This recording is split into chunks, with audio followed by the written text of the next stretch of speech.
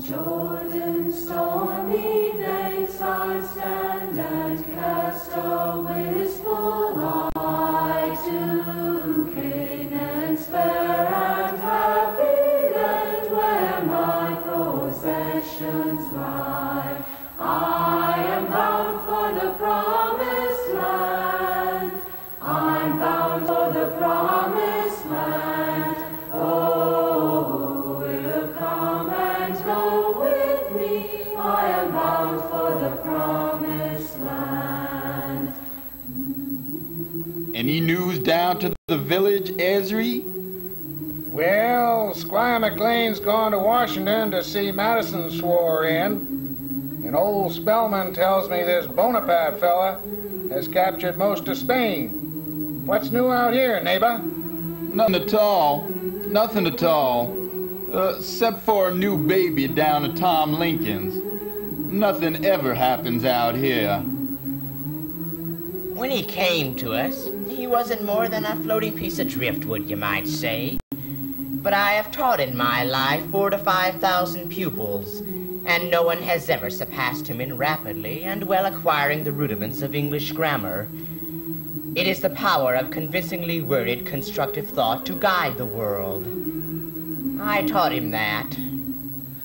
He was the best hand at husking corn on the stalk I ever saw. Why, I used to consider myself very good, but he would gather 2 loads to my 1. Mr. Lincoln was somewhat deficient in those little links that make up a woman's happiness. The impression I had at the time was that he was a sort of loafer down there at New Salem. But one thing we learned was that he was immensely popular. He used to come to my law office in Springfield to borrow law books. He was the most uncouth-looking young man I ever saw. He seemed to feel timid with a tinge of sadness. But when he did talk, all this disappeared for a time, and he demonstrated that he was both strong and acute. I never gave him a cross word in all my life. His mind and mine, what little I had, seemed to run together, moving the same channel. I did not want Abe to run for president. Folks, you all know who I am. I've been solicited by my friends to run for the legislature of the state of Illinois. Every man is said to have his peculiar ambition, whether it be true or not. I can say for one that I have no other as great as that of being truly esteemed by my fellow men, by rendering myself worthy of that esteem. How far I shall succeed in gratifying this ambition is yet to be developed. I am young and unknown to many of you. I was born and have ever remained in the most humble walks of life. I have no wealthy or popular relations or friends to recommend me. My case is thrown exclusively upon the independent voters of this county, and if elected, they will have conferred upon me a favor for which I shall be unremitting in my labors to compensate. But if the good people in their wisdom shall see fit to keep me in the background, I have been too familiar with disappointment to be very much chagrined.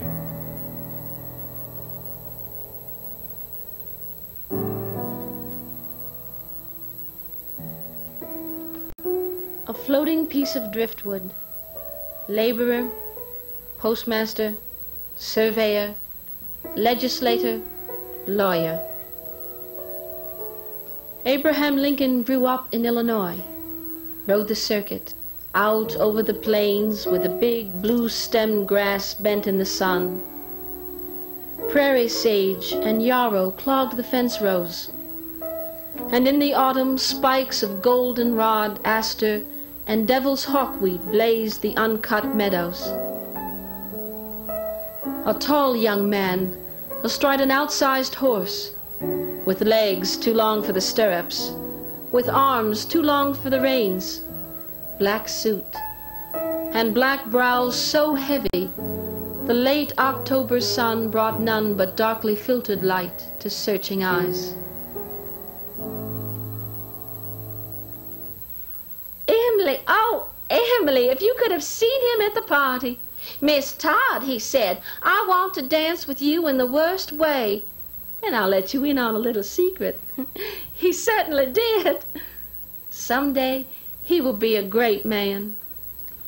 Now, if you should hear anyone say that Lincoln don't want to go to Congress, I wish you, as a personal friend of mine, would tell him you have reason to believe he is mistaken. Nothing new here except my marrying, which to me is matter of profound wonder. Sure as my name is Peter Cartwright, I tell you folks that Mr. Lincoln there don't go to church at all. And his wife, she's a high Episcopalian.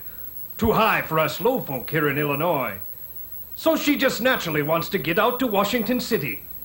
Now, when I ask for all those who desire to lead a new life, to give their hearts to God and to go to heaven, some of you stood up. And when I asked for all those who did not wish to go to hell, everyone in this hall stood up, except Mr. Lincoln. Well, now, Mr. Lincoln, may I inquire just where you plan to go? Mr. Cartwright, if it's all the same to you, I plan to go to Congress. I made the canvass on my own horse. My entertainment at the houses of friends cost me nothing.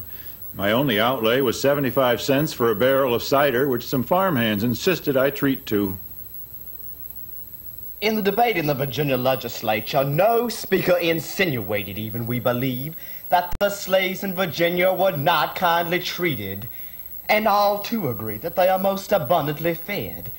And we have no doubt that a happier and a merrier being does not exist on the face of the globe than the Negro slave of the United States. Gentlemen, we will commence the bidding at $1,000. $1,300. $1,400. $1,005. Let Southern oppressors tremble.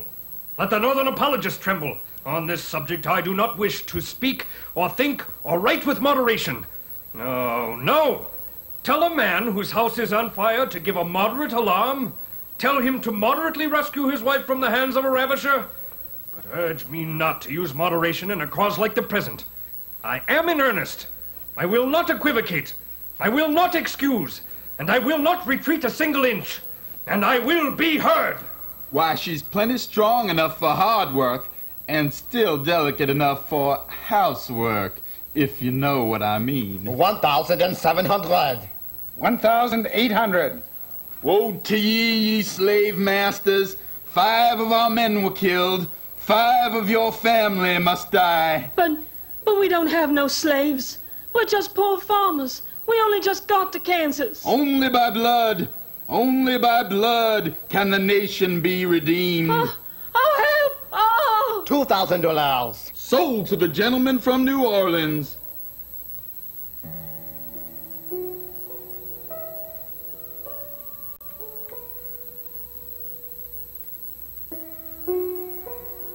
Dear Sir, your note requesting my signature with sentiments was received. I'm not a very sentimental man, and the best sentiment I can think of is that if you collect the signatures of all persons who are no less distinguished than I, you will have a very undistinguishing mass of names. A. Lincoln.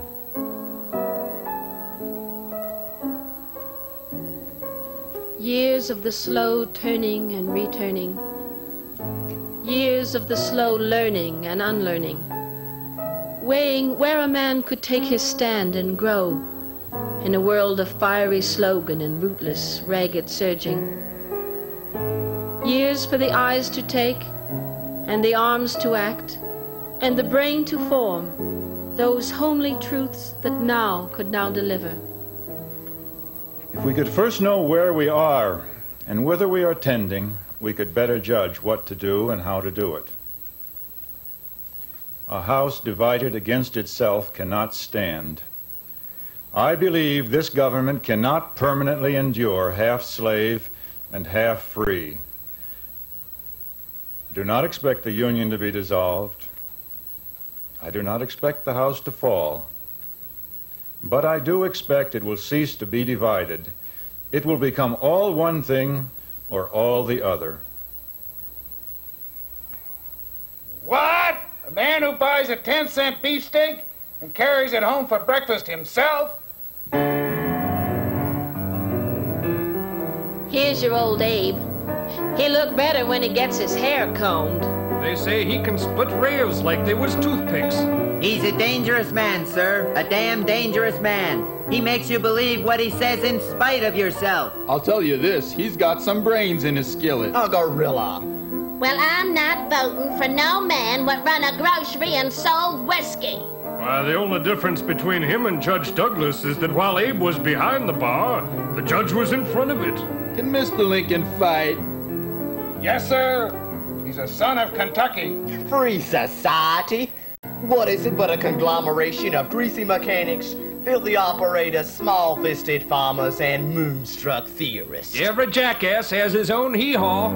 Abe Lincoln can tame the little giant over any stump in the state. He's a tall sucker who can get to the gizzard of things.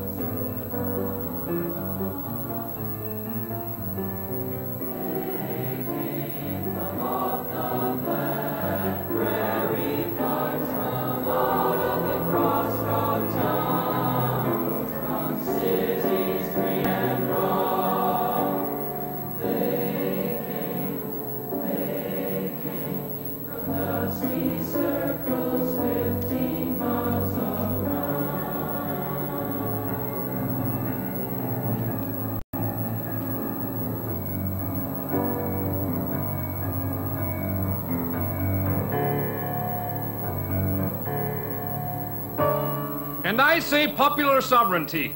Just let each state mind its own business and let its neighbors alone. Look, Ma. Look at the tortures. Where is he, Ma? Where's Abe Lincoln? The Dred Scott decision has made that popular sovereignty argument of Judge Douglas about as thin as homeopathic soup, made by boiling the shadow of a pigeon that had starved to death. He sure is a mighty ugly man. Ottawa, Freeport, Jonesboro, Charleston, Galesburg, Quincy, Alton, Douglas traveled in style. Cannons booming from the flat car, banners waving in the black smoke as the new steam engine coughed into town. Mr. Lincoln, whom I know to be a kind, amiable, and intelligent gentleman, boldly advocates a war of North against South, of free states against the slave states, a war of extermination. When my friend Judge Douglas had complimented me with those pleasant titles, I was a little taken, for it came from a great man.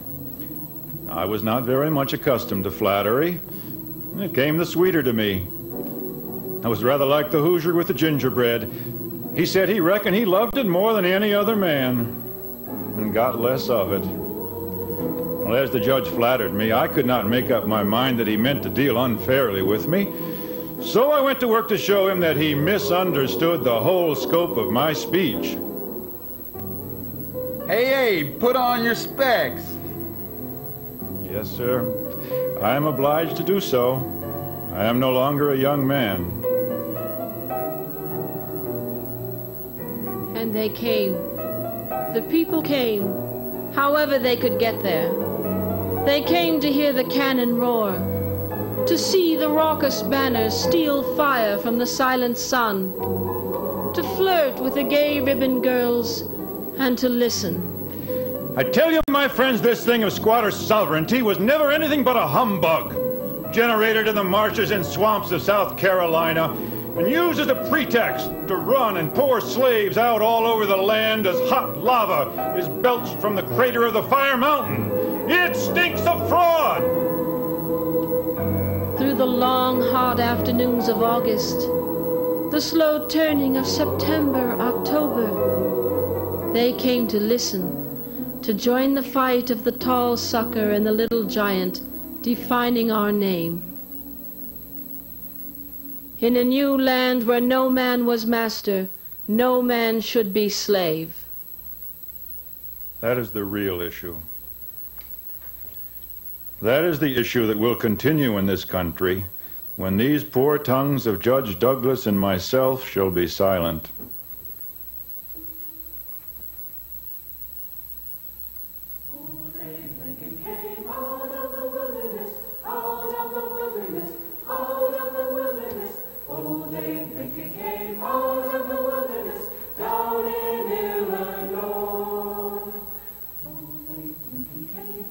I feel like the boy has stubbed his toe.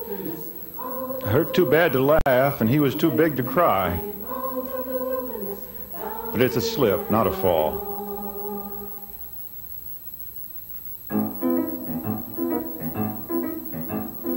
Going down to Washington with Abe, with Abe.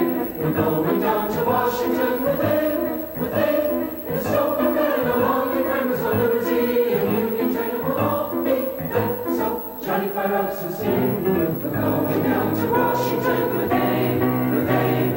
We're going down to Washington with Abe, with Abe. It's so prepared along the grammars of liberty and union train will all be there. So Johnny, fire up some steam. Our city is as quiet tonight as a young lady who has just found out she is in love. I saw Mr. Lincoln come home that night, or rather I heard him.